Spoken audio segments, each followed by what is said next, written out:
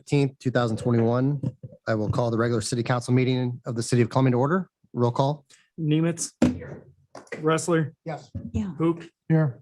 Holcamp. Here. Martins. Martins. Riddle. Here. Garmer. Here. Corey. Here. Okay. Can everybody stand for the pledge of allegiance, please? Pledge allegiance to the flag of the United States of America and to the republic for which it stands, one nation, under God, indivisible, with liberty and justice for all. Thank you. I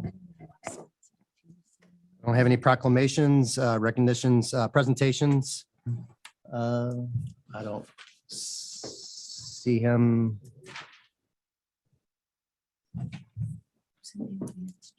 Do you, Linda, do you know if, huh? I can't see below here. Yes. Okay. The man, do you know? All right. Well, I just talked to him on the phone about an hour ago. He said 7 o'clock. So, all right. Well, let's, we'll kind of go out of order here if we could. Public input. There's no one that signed in for the public input section of the meeting. So we'll move on then to comments and announcements. I'm going to appoint a temporary, if you will, public safety building committee made up of Alderman Ressler, Alderman Garmer, and Alderman Riddle. And Doug has begun preparing an RFP for design services. And going forward, Doug will coordinate the committee meetings for review prior to issuance at a date in the near future. So what's that? Which Doug we talking about? I'm sorry. I thought I said Doug Garmer. Oh, you did. Alderman Garmer? Yes. Yes. Okay. Did I say Alderman Garmer? All right. Anyway, sorry about that, sir. All right. Don't worry, Mr. Garmer, I am actually working on the RFP, so you're off the hook on that side of things at least. I Yes. assume that. I just want, thanks, Doug. Too many Dougs around here. There is. All right. And Mr. Brim is joining us remotely, so he will be available. All right. Any comments, announcements from the Alderman? Department directors? No? No? Okay. All right. Consent agenda. There are 3 items on the consent agenda for tonight. The first is a motion to approve minutes of the November 1st, 2021 regular city council meeting. The second is a motion to approve closed session minutes of the November 1st, 2021 regular city council meeting. And the third and final item is a motion to approve payment of vouchers for the period of October 29th, 2021 through November 12th, 2021 in the amount of $1,106,423.11. Are there any questions regarding the consent agenda? Items I through 1 through 3. I just had a question, I guess, for Linda. And I know there's some big bond payments on there. Can you just like explain those real quick? It's the first time I've seen those.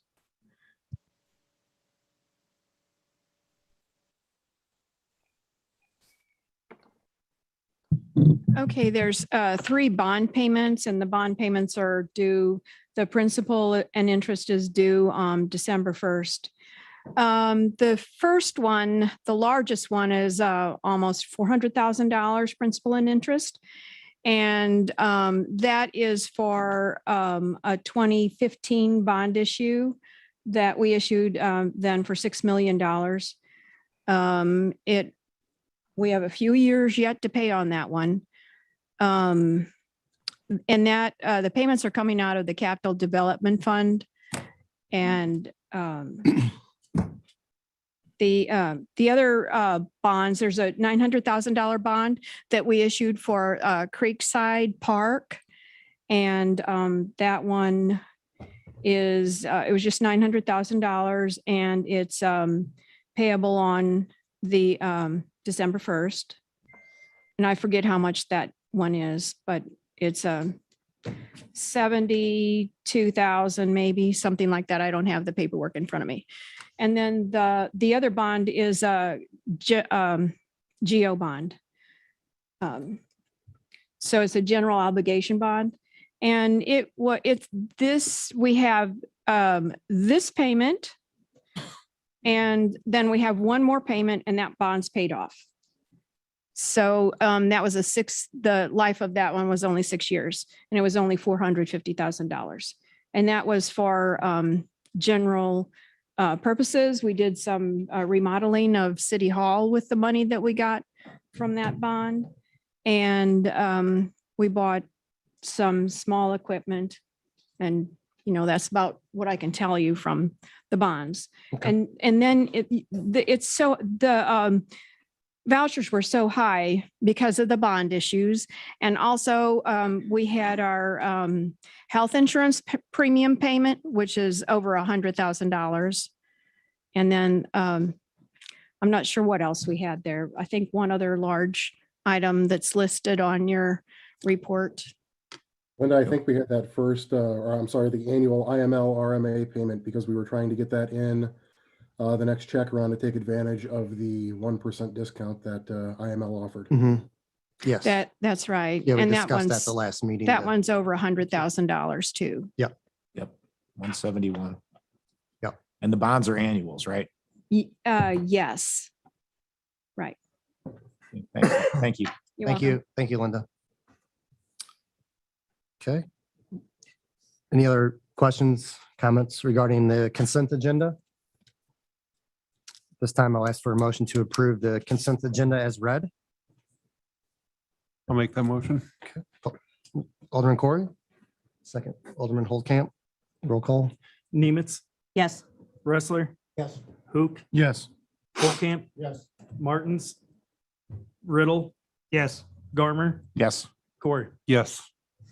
All right, we're going to, at this time, jump back to item D, the presentation of the fiscal year 2021 audit by Mr. Jim Schmiersall of Schorb and Schmiersall LLC with the fiscal year 2021 financial report. Good evening. Now, let me start by saying, because I have paper mache lungs, I have a mask on. However, if you all can't understand me, you all look like upstanding people and I will take it off. So you tell me, can you hear me okay? It's up to you. You can, whatever you feel comfortable. Well, as long as you can hear me, Yep. I'm better off with my crappy lungs leaving it on. However, Very good. you guys are more important than my lungs Nope. and I will take it off if you can't hear me. No, we're good. Okay, perfect. Yes. So you should have 3 reports in front of you, and anyone who doesn't have reports, I did bring a box with extras. So if anybody doesn't have the reports, raise your hand. Yeah, I don't need it. What do you need, sir? Just the reports. Yeah. Jim, if you could, go ahead and distribute the copies in the interest of saving our paper. Yeah. I think so. Oh, okay. So while my assistant is distributing the reports, and what is there is the TIF report, a copy of the consolidated year-end financial report. Those will be pretty quick, and then the audit itself. Let me first just tell you on an overarching basis, because we're required under generally accepted auditing standards to report the way in which the audit went. And so we did the audit, we performed it in accordance with generally accepted auditing standards and governmental auditing standards as appropriate and applicable to the city of Columbia. We tested the assets, liabilities, revenues, and expenses of the city. We also tested federal monies which you received and other monies from the state of Illinois and their expenditure, all in accordance with grant requirements. We had the complete cooperation of your staff. We found the books and records to be neat and orderly, and Linda and her staff were prepared for the audit. There were no disagreements over accounting issues, no disputes over financial statement presentation, no disagreements over access to records for auditing purposes, no attempts to unduly dissuade us from our opinions. And so in all ways, the audit was very much textbook and went as you would want it to go had you been in the room. You'd have been bored, but the audit went very much textbook. Now, Linda's passed out 3 sets of documents, one of which says at the top, attachment K. It's the skinniest, and we're going to bang through these first couple very quickly. The attachment K and at the end, attachment L are the documents required to be filed in connection with your TIF. And you will see in there both the Main Street Abbey project and the Admiral Parkway project funds 48, 38, and 58 for those of you whose head is in the general ledger. The Admiral Parkway project, as you can see, there are no longer any property taxes being levied, and that's simply in a spend down mode. The Main Street Abbey project, that cash and small amount of property taxes being levied are on the asset side. On the revenue and expense side, on page 4, you can see revenues from property taxes the last year they're levied for the Admiral Parkway project of $657,000. Expenditures of some $416,000. As I said, this is in spend down mode. Main Street Abbey project, you collected $38,000 in property taxes, no expenditures, and that'll be filed with the state of Illinois, and they'll be happy and you'll be in compliance. You also have a document that says it's the less thick of the remaining 2 documents. It's what we call the CFR, the Consolidated Year-End Financial Report. And just to quickly, the highlight I want to do is to turn to page 3. And on page 3, you will see state expenditures of $344,948. Those are expenditures of state monies. Federal money expenditures of $448,338. All other expenditures being reported. Does everybody see where we are? On page 3 of the document that says Consolidated Year-End Financial Report, it's the skinnier.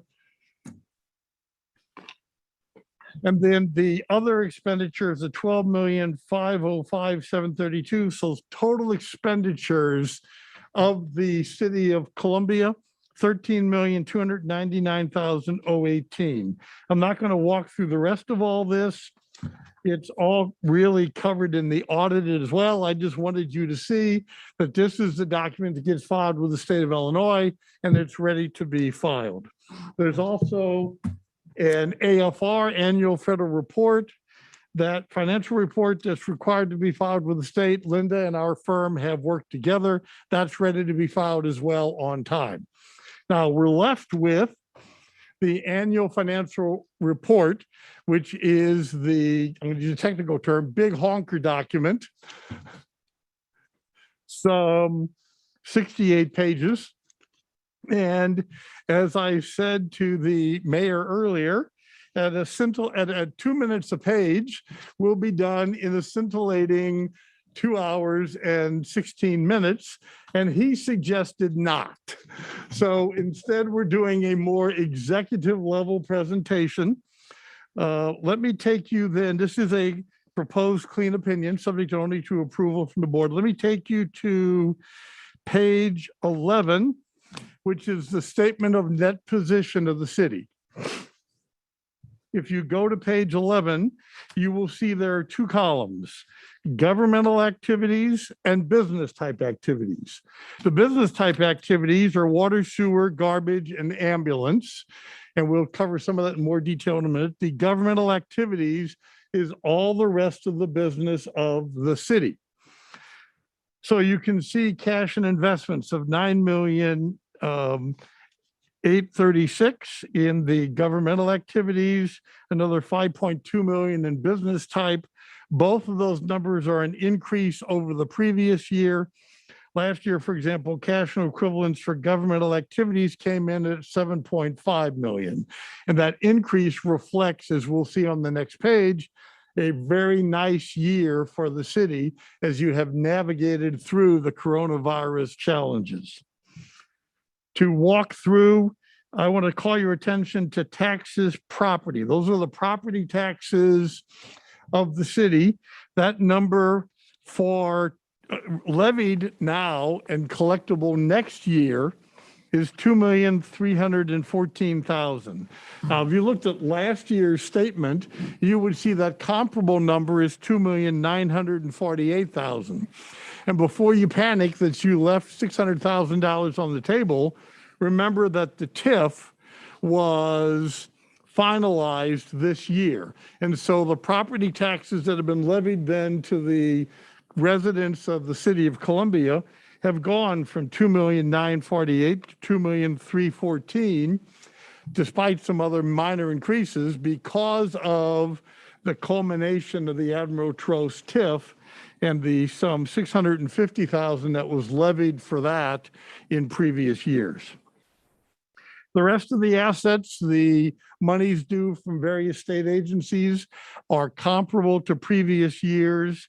And so total current assets, that is to say, other than the infrastructure that the city has, 14 million and a little bit in the governmental and 6.7 million in business type. You then have the non-current assets. Of course, you have the ongoing equity in Memjawa, which is Metro East Metro Joint Activities. That was a 100,000 increase this year. The rest is capital assets. The capital expenditures that you had this year, net of the theoretical accounting depreciation against those assets. In the governmental fund, I will tell you, you had roughly $1,050,000 in capital additions net, or capital additions in the Governmental Activities Fund. Now, you also had another roughly $1 million in depreciation. So the net balance for the city is the same, but you added $1,050,000 in infrastructure. The biggest single expenditure was some $600,000 in Main Street resurfacing, South Main Street, I believe specifically. You had roughly $100,000 spent in trail improvements in the park. You had another $100,000 in the Quarry Road. You had some $30,000 in Valmar Road. Always happy to see improvements to Valmar Road since I rode that as a kid. So I like to see it still fine. Probably lucky I didn't get run over. And another $70,000 in the, another $70,000 the Carl Street Bridge. Those are some of the major dollars in capital improvements. In the business type, again, water, sewer, and such, you had over $500,000 with the Wecker pump. You had another roughly $50,000 for a truck and a defibrillator of some $30,000, which, you know, whenever I'm in the city, it's nice to see the ambulance service is well stocked.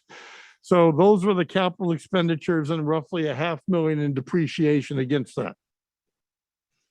On the liability side, so total assets then of 51 million in total for the city, of which 33 million are for the business of government. The other 17 million are the water, sewer, and so forth. On the liability side, much smaller numbers. Accounts payable for both governmental and for the other are very comparable to the previous year. Accrued payroll comparable to the previous year and so forth. An item that's not on here that you saw for many, many years before this was the Budnick liability of some $107,000 in connection with the TIF activity. And that was actually paid in full in 21. So for the first time in a whole bunch of years, we're not talking about Budnick anymore. The two big dollars on here, bonds payable.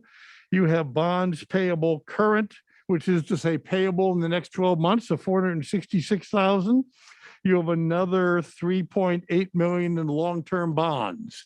More importantly, you made all of your bond payments on time and as required by the bond indenture, some $410,000, and you issued a bond issue in fiscal year 21 for $900,000. So net, your bond liability for the city is up some $500,000. Now, there is a computation in the back, I won't bother to go through it now, that talks about how much more the city could borrow in terms of the state of Illinois legislature. Suffice it to say, I can't imagine you all would ever borrow as much as it says you can borrow. It's another 20 million. So, capital leases payable, you do have some capital leases outstanding. They were 180 at the beginning of the year. You paid 110,000 down. Those capital leases will be paid off in the next 2 years. And then that gets you down to investment in capital assets, which as you can see, you have a net 23 million invested in capital assets as net of the debt. And you have 14 million in unrestricted funds available to be used, which includes 7 million of unrestricted monies. Now, let's then look at the income statement for a minute, the statement of revenues and expenses. And rather than have you look at page 12, I'm going to have you look at page 6, please. I'm going to have you look at page 6 because it is in your management discussion and analysis, which is a required statement for audits.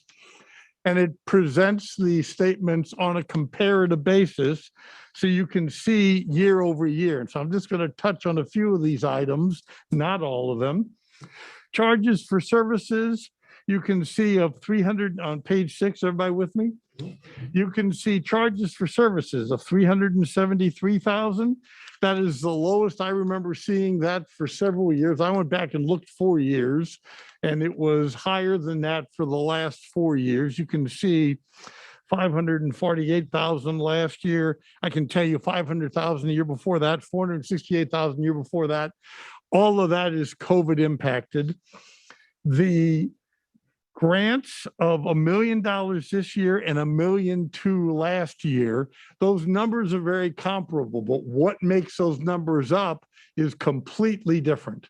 Last year, embedded within that $1.2 million was $1 million that came from DECO that went through as a contribution of land to Dorset Investments. And so that $1 million came in and then flushed right back out. And so it didn't really stick to the financial ribs, so to speak. Whereas the $1 million this year includes some 440,000 in federal monies, as we saw earlier, includes another 350,000 from the state of Illinois for various grants, some Build Back Illinois money. All of that added up to $1 million this year. So comparable numbers, completely different in their nature. Property taxes is the biggest single revenue source for the city.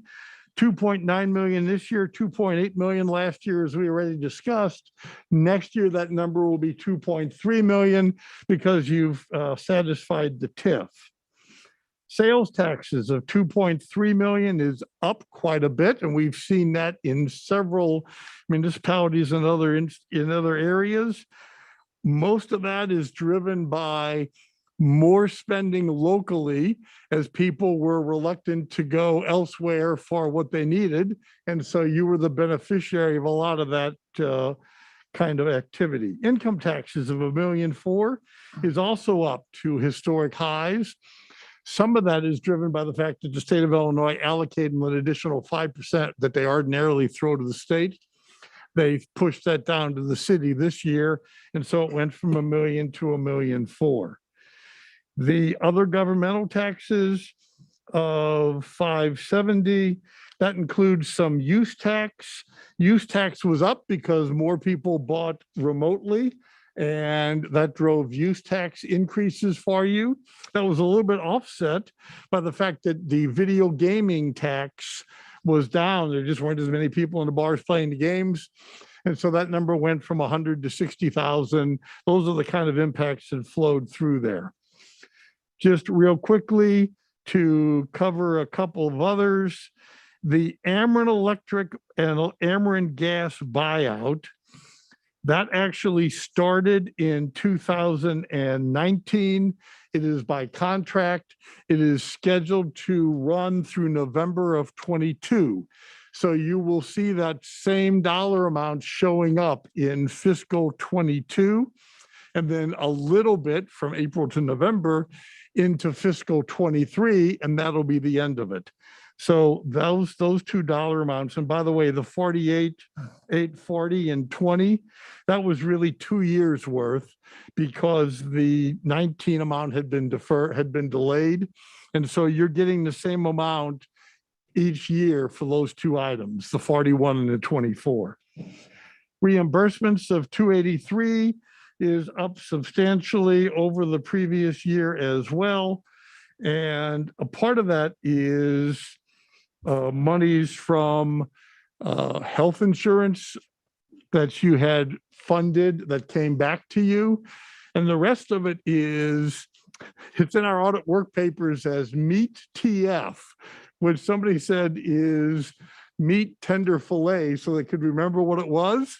However, it's not that. It's the Metro East Auto Theft Task Force. And that revenue went from some 38,000 in 20 to 145,000 in 21. And so I'm thrilled to see that for the city. Significant increase is what drove that item. Those are the significant revenue items. On the expense side, you see first what will jump out at you is general government went down from 3.5 to 2.3. Well, that is that $1 million grant that then flowed back out as the land purchase and was recorded in the general government. And so once you boil that out, it gets very comparable. Now, in terms of the big dollars for the city, the reality is you are driven by salary cost, depreciation on infrastructure, and interest on bonds. Those three items together, salary and benefits and a little pension cost, not a little, but pension cost, the depreciation and the interest, those three items represent 65% of the total expenditures of the city. And all the rest then is all the other business activities. I will tell you that your salaries as your largest single expense, salaries and benefits, actually come in at 54%. That was very well controlled and on budget. We audited, obviously, all of those numbers with no difficulties.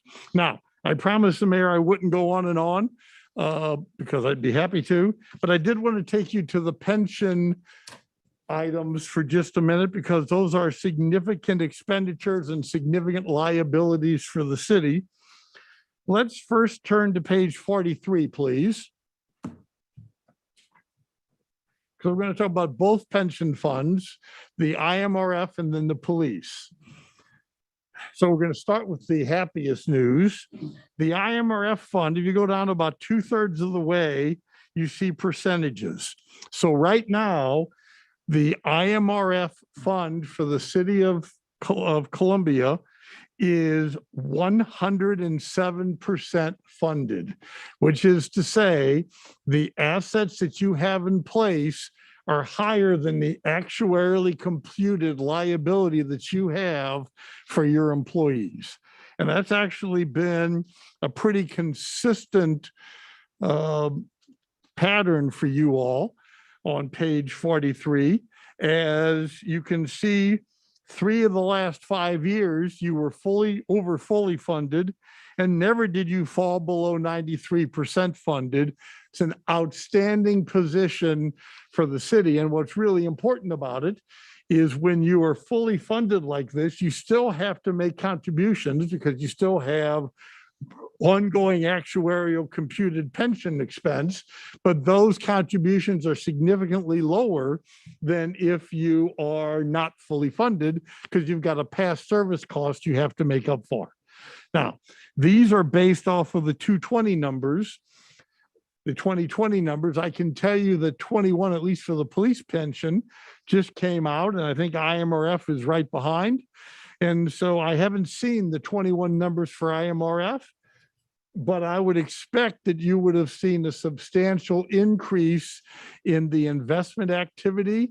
And so you should be in a better position still than you were before. Now, I do want to mention, and this will come up specifically when we look at the police pension, any investment activity under the actuarial sort of rules of the game is spread over 5 years. So if in any given year, if you have an increase in your investments, so first off, you have an expected return embedded within the actuarial computations. And that number is 7.5% for the IMRF. So any increases over that amount, I'm sorry, 7.25% for IMRF.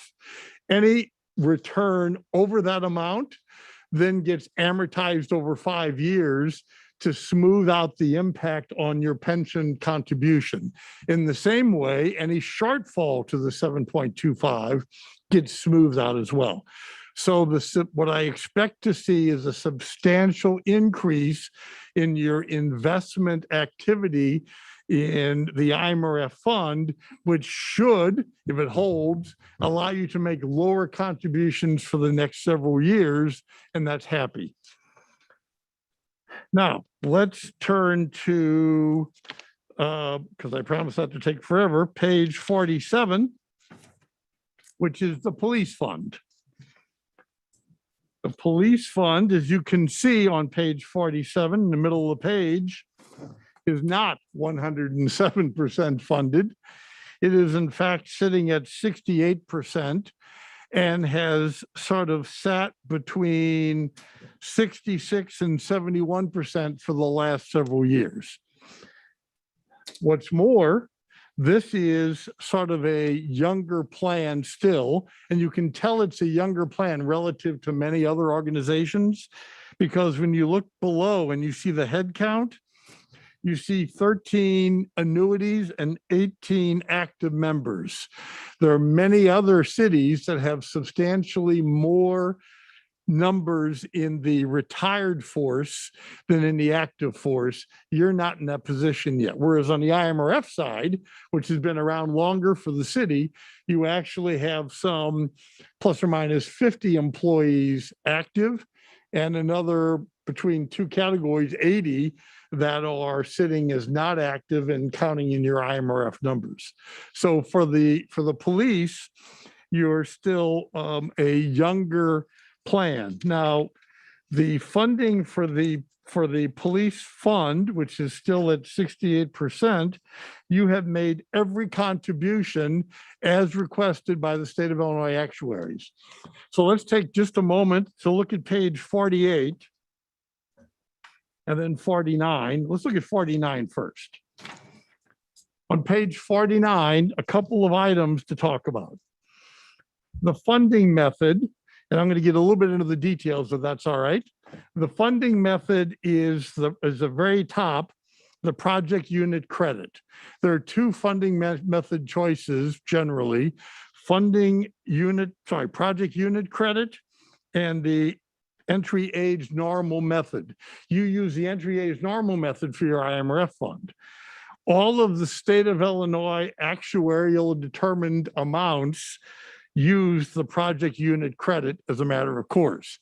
If you wanted to use the entry age normal method, you'd have to pay an actuary to compute that and send it up to the state of Illinois. So that project unit credit is a given. Interest rate, which is the return on your investments, is given at 6.25. The payroll growth for the state of 3.5% is a given for your, so all these things are locked in terms of the state of Illinois when you use their actuaries. I will tell you that when you use the project unit cost, that tends to drive lower contributions in the earlier years and larger contributions in the later years, as opposed to the entry age normal methodology, which tends to have a more look at what they think it's going to be in 20 years and smooth it out. That's just for general knowledge. So the point of all this is look at page 48. And then we'll go back to page 47. On page 48, in the middle of the page, you see the market value of your assets is 7,310,000. The actuarial value of your assets, the number that's used to compute that 68% shortfall, is 7,594,000. What that tells you is for the last 4 years, you lost money in your investment portfolio, not in the real world, but relative to the actuarial expectations of 6.25%. So the actuaries, in computing what they think is going to happen, say you're going to make 6.25% a year. You fell short of that each of the last 4 years, and then that gets spread over 5 years. So when you look at 2020, for example, everybody see that loss of 163, 148? That's actually a loss of roughly $203,000, 20% of which went into this year, 80% of which gets spread over the next 4 years on a pro rata basis. So that would cause you to say, gee, maybe we shouldn't use 6.25%, but you're locked into that with the state. Now, all that then leads to your 68% funded currently and doesn't bode well. However, Friday, the actuaries released the 21 numbers. They're not in this report because it's always lagged a year. In 21, you all made $885,000 in the real world in your investment portfolio, which completely ate up all of those pent-up losses and left you with $500,000 of unrecognized gain to be used going forward, which is a much more positive place to be. Now, you're also at 66% at the end of the year, so you're still underfunded relative to the expectations of what's needed. So that's for you all to think about as years go on. I'm happy to consult with you on that. But so you're going to end up next year at 66% funded, and then we'll see where it goes from there. Now, I promise to not go on. I probably already have, but I get excited. So I'm going to pause for any questions. And other than that, we'll get out of your way. Any questions? Yeah. Anyone? Mr. Garmer? Yeah, I was just curious. You mentioned that the funding method on the pension fund for the police Yes, uses, doesn't use the EAN. it uses a project unit credit. So are you saying that we're tied into using that from the state of Illinois, that funding method? Or could you switch if you wanted to the other funding method, the other cost method? And then would that cause the percentage of the funding, the ratio to be higher? You would have to hire an independent actuary Right. to switch. If you hired an independent actuary, you would have the right to switch. And then by statute, you can use either the higher or the lower determined funding method based upon those actuarial computations. I don't think it would initially impact your underfunded, our funding level.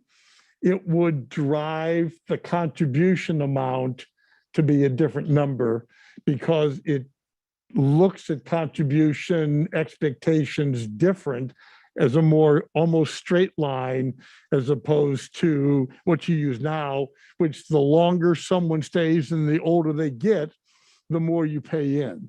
Whereas the other method says, all right, they're going to be here for 20 years. This is what it's going to be for 20 years. Let's spread it out evenly. That's pretty simplistic, but that's how that works. So I'm not suggesting you should pay an actuary to do that. That would be the only way to get there. I will say the market keeps going along like it has been. Over the next 4 or 5 years, you'll see some benefit from those pent-up losses as they flow in. But, and by the way, you wouldn't have to change and hire an actuary, there's nothing that says you can't make a contribution in excess of what the state of Illinois says. State of Illinois sends you, and I'm not proposing you need to one way or the other. I'm simply saying, I get you. state of Illinois says actuarially using all of these assumptions on page 49, Right. this is the minimum amount you have to pay in. You can pay in more. And then what happens is those monies go into your assets. As your assets, hopefully the market goes up and you get the benefit of that. It does come out of your current coffers, and that's the trade-off. Gotcha. Does that all make sense? Yeah, somewhat. Somewhat. Well, that's all I can Right, hope for. Right. I think I grasped most of that. And then the relative age of the youthfulness of the pension fund itself, does that have any impact? Did I miss that piece? Does that have impact on the percentage funded ratio? Because of What it really looks to is when you look at the percent of pension cost relative to your other costs, salary cost, right. it's a higher number a lower number than it will be in the future, Right. as you have more pent up. I mean, if you think about General Motors, right? General Motors at one point had way more people in their pension plan than they ever had people working. You won't get to that point. Right. And General Motors went bankrupt. I'm not suggesting the city's going bankrupt. For the record, you all are in fine financial shape. Awesome. Thank you. Here's something I would like to I got to express about him. Since I've been here and you've been coming here, and we got some new people here this year and that, but I've never actually, said, but over the course of time and that, having a person like you come in here with your familiarity, your preparedness, you come in here, you talk for 30 minutes and that, you gave us a great overview of what's in there. And I appreciate what you've been able to explain and then expand on your familiarity. You don't have that. You have a great rapport to go ahead and actually explain things in a less complicated manner instead of just throwing a jargon around in that. So I think what you're doing is really good, and I appreciate the preparedness and be able to come in here and explain a lot of this stuff in plain language. Well, Mark, that's very nice of you. Thank you. I'm a simple guy from Columbia, and so I want the numbers to make sense. Yeah. We appreciate that. Thank you. And just for your comment, many cities, they found that hiring an independent actuary is kind of cost prohibitive. So, Yeah. Yeah. so, Yeah, I mean, in truth, if it were my money, Yeah. If I really wanted to hire an actuary, I'd take that money and just put it into the plan instead. Yeah. And move ahead. so, well, thank you, sir. I appreciate it. Mr. Mayor, do you want to have a motion to? Yep, that's what I'm going to do right now. Sorry. Nope, you're fine. Didn't mean to step on your job. So at this time, I'll entertain a motion to accept Mr. Schmiersal's audit findings. So if we, Mr. Alderman Hook, Alderman Ressler, roll call. Nemitz, Yes. Wrestler. Hook, Yes. Holcamp. Martins. Riddle. Yes. Garmer. Yes. Corey. Yes.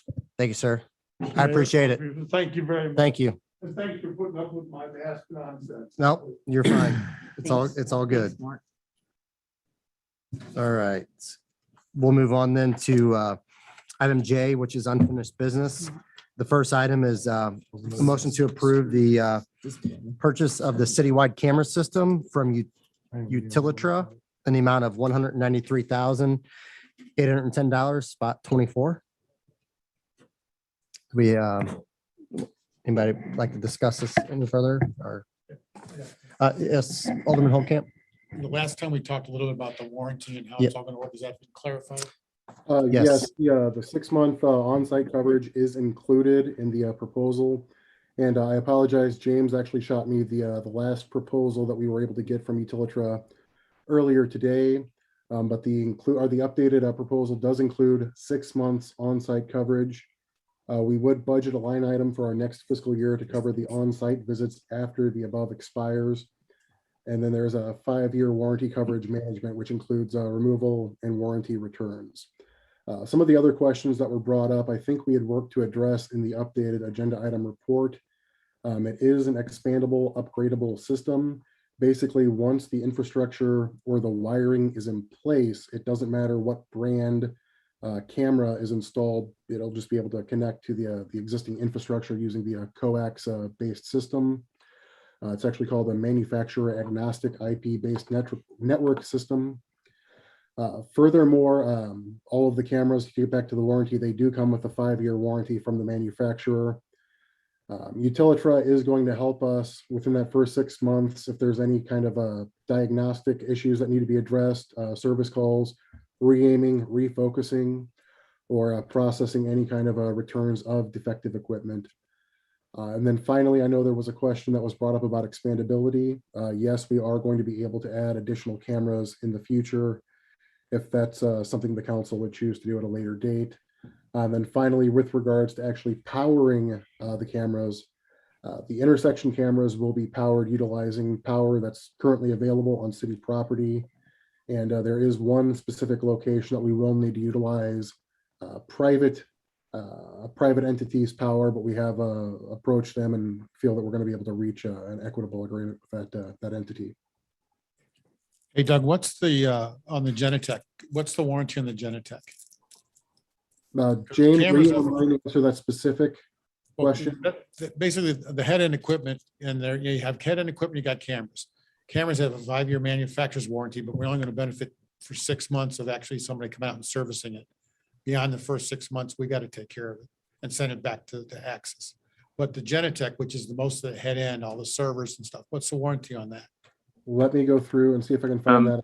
James is able to jump in. I don't know if you can hear me here, but Yep. the back end, like the Genetech hardware and software is covered for 3 years, next business day. Okay, so that's like a computer type So after, deal? Okay, yeah, so like the server equipment is covered under that next business day, and then the actual software is licensed on a yearly that- basis. I think it's $1,600, and that covers all the software support. okay, so it's like a Dell swap out computer deal? Or similar to It is that? made by Dell. Yeah, it's like it's branded in Genetech's name, but it is a Dell system. And all this is in writing, right? Yes, sir. Well, the proposal wasn't, so I'm nervous about this. Yeah. Thanks. Noted. Any other questions, comments? No? Okay, I'll entertain a motion to approve the purchase of citywide camera system from Utilitra in the amount of $193,810, spot 24. I'll make that motion, Mr. Mayor. Mr. Garmer, second by I'll second. Alderman Nemitz, roll call. Nemitz, Yes. Wrestler, Hoop, Yes. Holcamp, Yes. Martins, Riddle. Yes. Garmer, Yes. Corey. Yes. Next item was the discussion of the preliminary subdivision approval for Bluff Ridge Estates. Earlier today, we received some information pertaining to the area of the proposed subdivision. And in an effort to allow the appropriate due diligence to take place, we're going to table this item for discussion until the December 6th, 2021 regular city council meeting. Next item is item 3. It's going to be resolution number 2021-26. This is approving a telecommunications right-of-way access agreement and attachment agreement with Everstream GLC Holding Company, LLC, and authorizing and directing the mayor to execute said agreement. Can we get a motion to approve resolution number 2021-26? Anyone? No?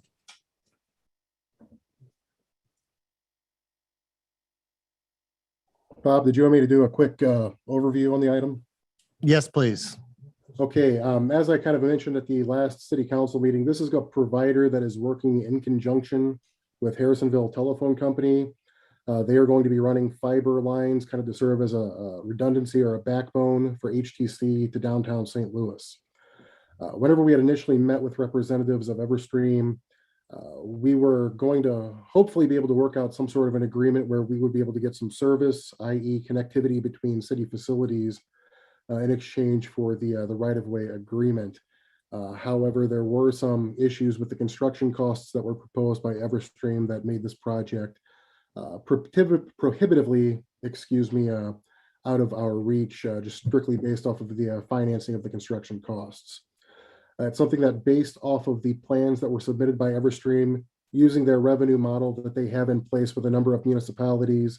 I know that Shiloh, Millstadt, Fairview Heights, and the city of Belleville have already approved this agreement in substantially the same form with the same revenue anticipated by the respective municipalities.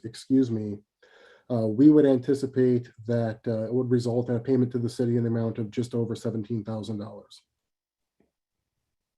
Thank you, sir.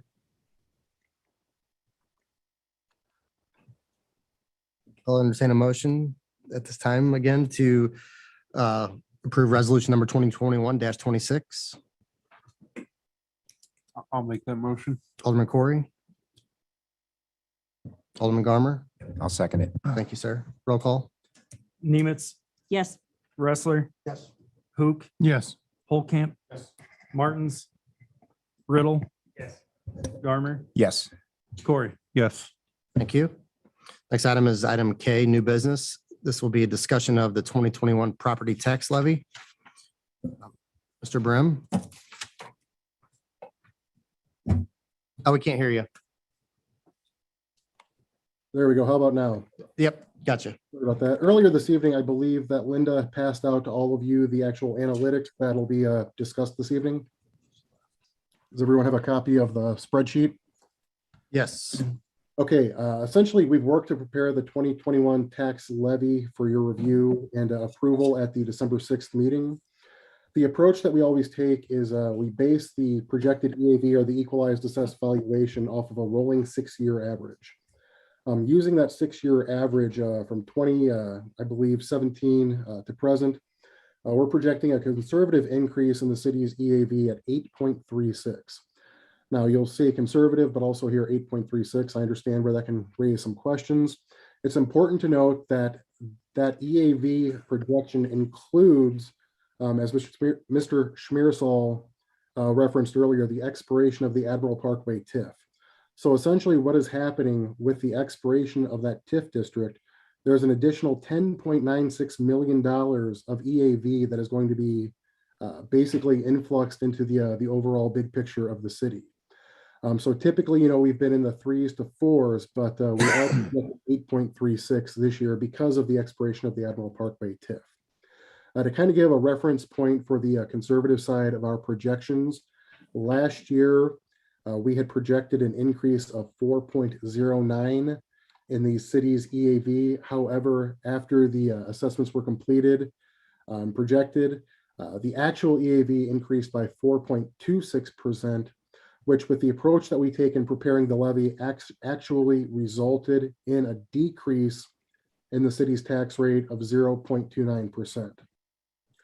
So with the 8.36% EAV plan to roll into 21, and in an effort to ensure that a majority of those new revenues are captured in this property tax levy, a majority of the line items that are contained within the levy itself have been increased by 4.9%. What this means, overall, the total proposed levy will increase 4.08%. I know that you're all hearing, well, you're increasing it, that means it's tax increase, right? No. Because we have the EAV increase to offset the city's increased levy, you're actually going to find that, based off of our projections and the way that we've prepared and the way that we approach our levies on an annual basis, this is likely going to result in the city's property tax rate itself decreasing by 4%. Obviously, based off of the conservative approach that we take to preparing our EAV projections, it's very likely that the actual property tax decrease the Columbia taxpayer will experience will be greater than 4%. To put it kind of in some real dollars, based on Columbia's median home value, the 2019 American Community Survey put us at $217,300. The average residential property owner should see a reduction of at least $26.63 on the city's portion of the tax bill. Now, obviously, we can only control, this particular aspect of the tax bill. So it's important to know that we are just one little piece of the overall big picture. So while we are doing, I feel, our best to control costs, as Mr. Schmiersal, I think, would support based off of his findings earlier, that $26.63 decrease may very well be picked up by another taxing entity that in Columbia. I know Linda and myself, we would be happy to answer any questions that anybody would have at this time. Any questions for Mr. Brim regarding tax levies? Yes, sir. Alderman Rustler. So Doug, what you're saying is that the TIF assets, which were accumulated for the life of the TIF, have now been dumped back into the general assessment and are now going to the city's general fund as opposed to being dumped into the TIF district. That is So correct. now we're actually seeing the benefit of opening up a TIF 20 years ago by the real estate revenue coming into the general fund and actually lowering the percentage that the city is actually levying against property owners. You're I want to make correct. sure that's what you got, right? That's correct. Yes, sir. Okay, thank you. And not only obviously is that $10 million coming back onto our overall tax rolls, but that's also going back on the tax rolls for the school district, SWIC, Monroe County itself, on down the line. I mean, so everybody is going to be reaping the benefits of having the development and the TIF district in place.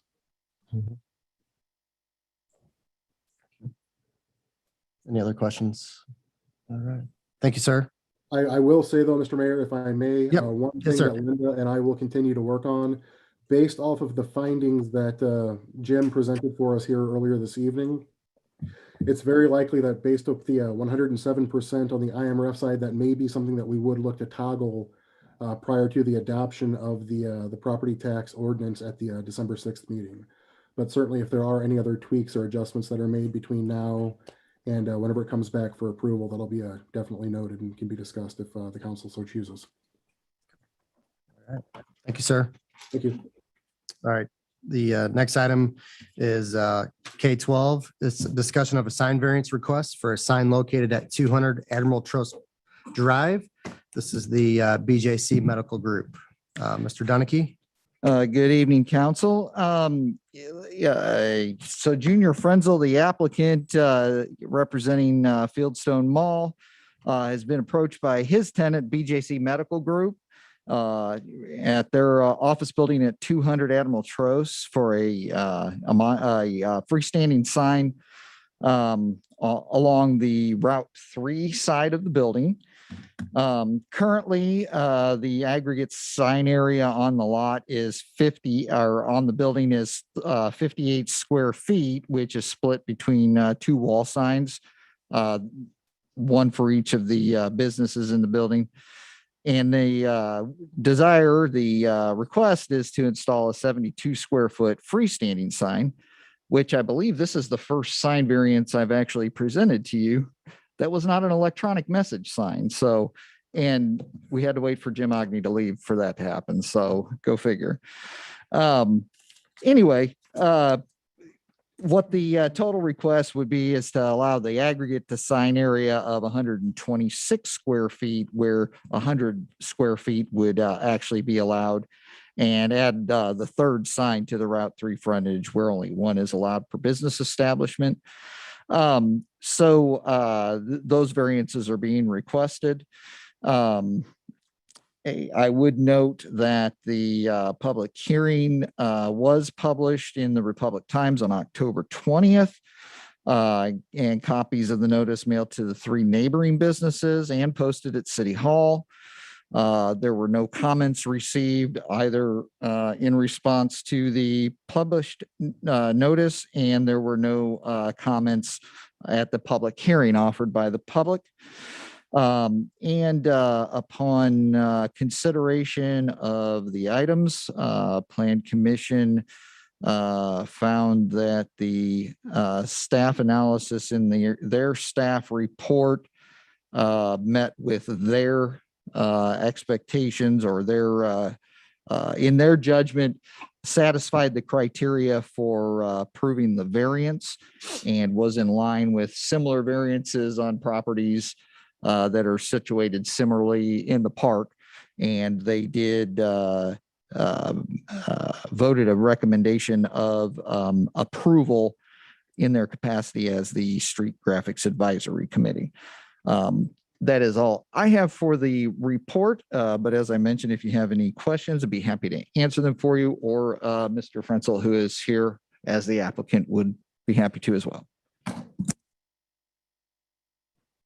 Any questions? Mr. Garmer? Yep, I have one, Scott. So I was looking, and this one seems pretty big. It's like 18 feet tall. Did I see that right? By 12 feet wide, by 8 feet deep. And then the signage area is like 8 by 9.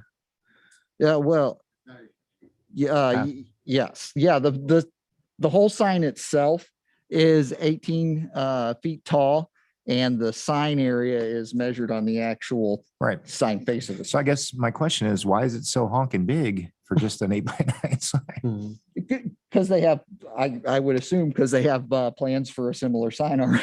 They already have a sign at another BJC facility that I did. Okay, where's that one at? Smithen. And I know that you had compared it to the previous one that I can think of was probably appliance store. That one was much smaller. It was a message board, but it was, I think it was 15 by 9 wide. Harris's, About. Harris Furniture. Right. Yeah, it was a little taller, I believe. Was it? I I think it wanna was say- only 14.9 or something I like didn't, that. I didn't check what the actual details were on that one. I just noted that it was in a similar situation. But I can look it up if you'd like me to check. And I guess the reason why I was trying to justify that in my head was the topography, right?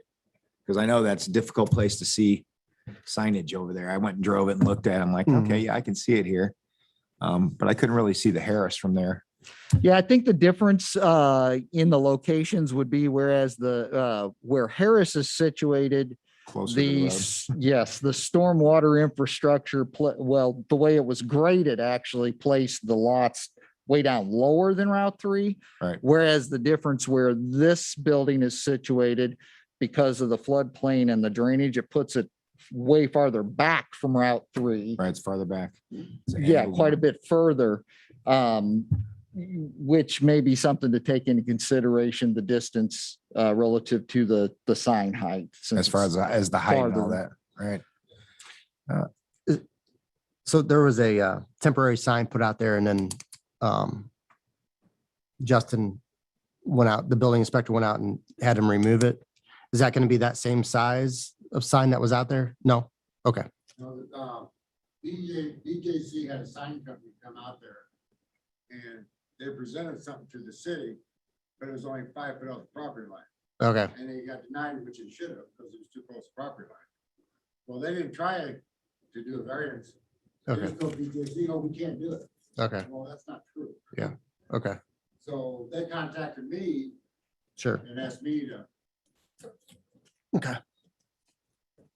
Well, if they want to mention notoriety, they can in their hospitals. Yeah, fair enough. I try to keep past. Okay. Any other, Yeah, and is that thing oriented so you can see it from both ways driving on Route 3? Because I couldn't quite figure out, was it like facing, so you could only see one side? Face, east to west. Okay. So there's only going to be signage on the one side then? It's both sides. It will be on both sides. Okay. But it's, a lot of it's brick monument. Right. That's, which the brick monument's tall because of that's what they asked for, so. Yeah, that's not.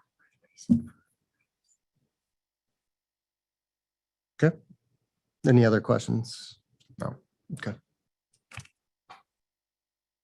Thank you, sir. Appreciate it. Yeah, this was presentation only. It would be Yes. brought back. Yeah, right. Appreciate it.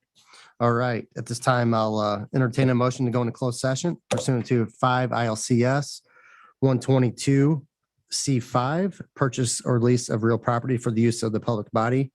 And 5 ILCS 122C1, employment, compensation, discipline, performance, or dismissal of specific employees of the public body. I'll entertain that motion now. Mr. Holcamp, Mr. Riddle, roll call. Nemitz, Yes. Wrestler, Hoop, Yes. Holcamp, Yes. Martins, Riddle,